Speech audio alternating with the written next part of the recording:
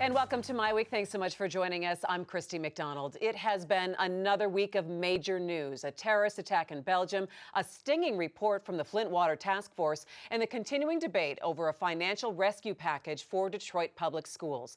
We will offer viewpoints on all of these stories for you tonight. But let's start with Detroit Public Schools. The state Senate has approved a $715 million plan to bail out DPS, but the legislation faces a tougher battle in the House.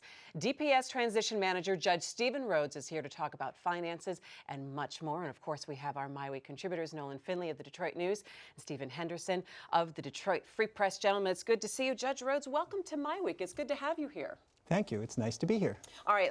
Before we start talking about everything finances with DPS, how the teachers are feeling and kind of where we go from here, you retired from a very high-profile position and you presided over the largest municipal bankruptcy in U.S. history. And people would say that's probably one of the toughest jobs that you ever had. But now you stepped into this role as transition manager at DPS. What was the first phone call or first couple phone calls you got doing this? And what was the thought about even taking this job? Well, the governor asked me to do it, and he can be very persuasive. And also, I was thinking about the children of the city of Detroit.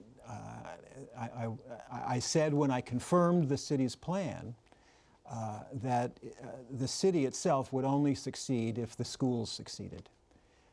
And so there's work to be done with the schools, and since the governor asked me to, and I felt this was a further opportunity to contribute to the future success of the city, that this is something I should do. So now you have parents now in Detroit Public Schools saying, all right, what's his management going to be any different than what we've seen from emergency management in the past 10 years? Mm-hmm.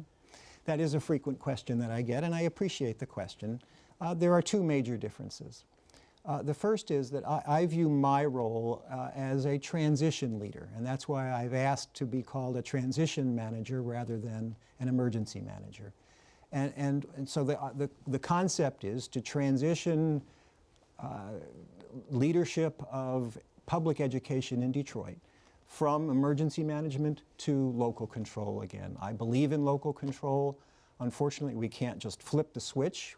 There has to be a process, and so the governor asked me to lead that process back to local control, and that's the task that I embrace. The other difference is, in this process of transitioning to local control, I am committed to an open, honest, accessible, responsible process. I want everyone who has a stake in the future of Detroit education to be involved in this process to the extent they want to be. And I'm committed to that, and I'm involving teachers, parents, I want to involve the community.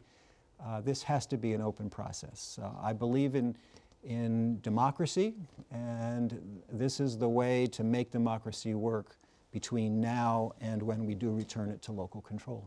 The bill that passed the state senate this week would have us have elections, school board elections in August. That board would take immediate control of the district. That's strange timing, though, for the school year. I mean, the schools would reopen in September. What are the things that you would have to do to make it possible for the first elected board in almost 15 years to have complete control of the district and be able to manage through what still is a pretty rocky time? Well, probably the number one thing to do to set up the new district for success is to have a budget. And so we are working very hard on the budget for the next school year. Beyond that, of course, the budget that we are establishing needs to be a balanced budget. We cannot condone deficit budgets for the Detroit Public Schools any longer. It's that problem that got us where we are today. The legislation is essential to a balanced budget because we have been spending too much of our income on debt service. Debt, sure. Exactly.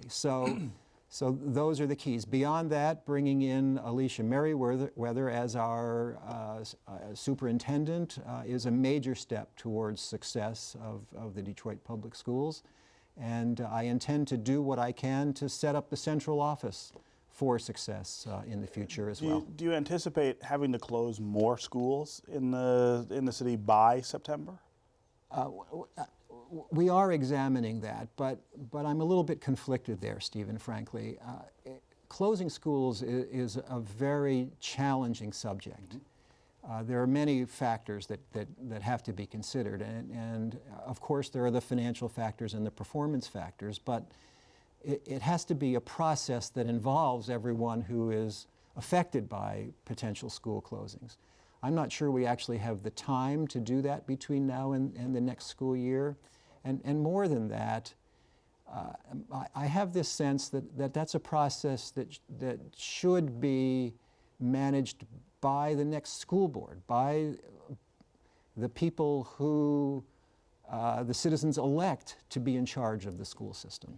So the legislature got out of town without approving the rescue package for the schools. They're gone on spring break. Is there enough time left now to head off the April payless paydays that you warned about? We need approximately $50 million from the legislature in order to finish this school year.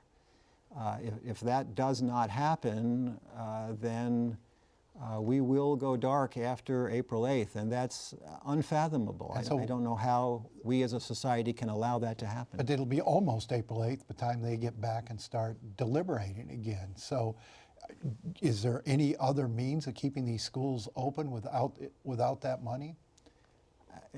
I've examined that question, Nolan, and I cannot ask the teachers to work without assuring them that I have the money to pay them. So, So I you don't have a plan B. So you'd shut down. I don't have a plan B. What has your experience been in lobbying legislatures to get the plan on board for DPS? Because as we see from the Senate plan, it's very far away from what the House has recommended in terms of looking at local control and looking at the Detroit Education Commission as well. What has your experience been in speaking with people in Lansing, and especially these lawmakers who are not in the Detroit area? Well, the legislators ask very legitimate questions, and we hope we have been able to provide sufficient answers to them. I would say the number one question that they have is how can we be sure that this won't happen again in 5 years, 10 years, or whatever? And as I say, that's a very legitimate question. And what it comes down to is district leadership. We have to have the right leaders in place. And ultimately that becomes a question of trusting the voters in Detroit to make the right decisions when they go to the ballot box in electing school board members.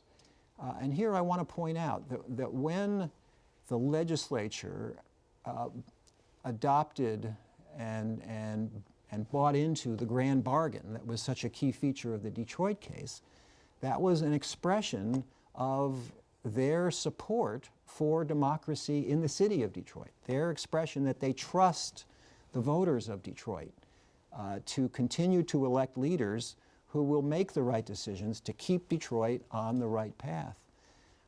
And so now that we're here, we need to ask the legislature to reaffirm that trust in the voters of Detroit, in the judgments they make about school board leadership. There's no reason to believe we can't trust the people of Detroit. They've elected good leadership here in the city, and I trust that they will elect good leaders for the school board as well. That's what it comes down to.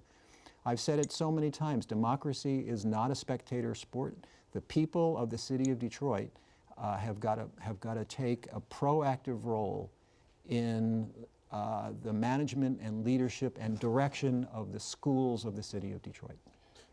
Do you feel like once we get to the school board being back in charge of the district, if you can deliver them a balanced budget to begin work with, what's the prospect for that being successful going forward? I mean, the system still seems to be maybe losing kids, not as fast as it was before.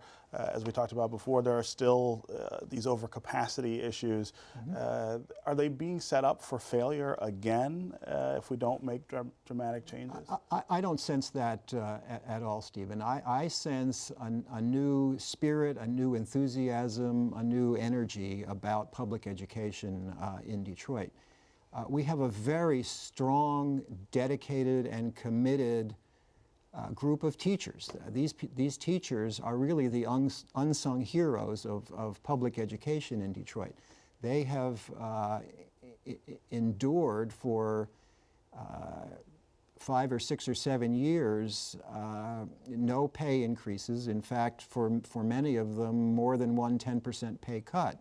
So by just sticking around, they have demonstrated their commitment to these kids. And so my sense is that if we can eliminate the necessity to pay $1,100 per kid and put that back into the classroom, that public education in Detroit will be able to succeed, it will be able to compete, and will be able to win in that competition. Look, not only have our enrollment losses begun to decline, and very substantially so,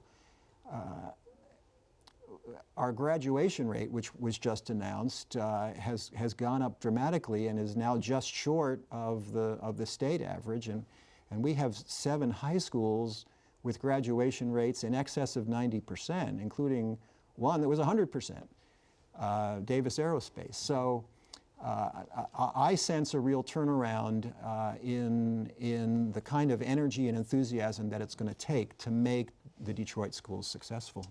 So you look at this district and the trouble it's been through, and the financial blunders it's made in the past, and under state management, the financial troubles it's endured. What sort of ongoing oversight will be appropriate for the Detroit Public Schools, which seems to be where the legislature is hung up on how much control they hang on to, or the state hangs on to, after it returns to an elected school board?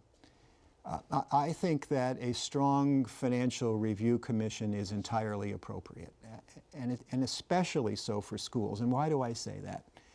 There's a much overlooked provision in our Michigan Constitution, and it says that the legislature shall provide for the free public education of children in our state.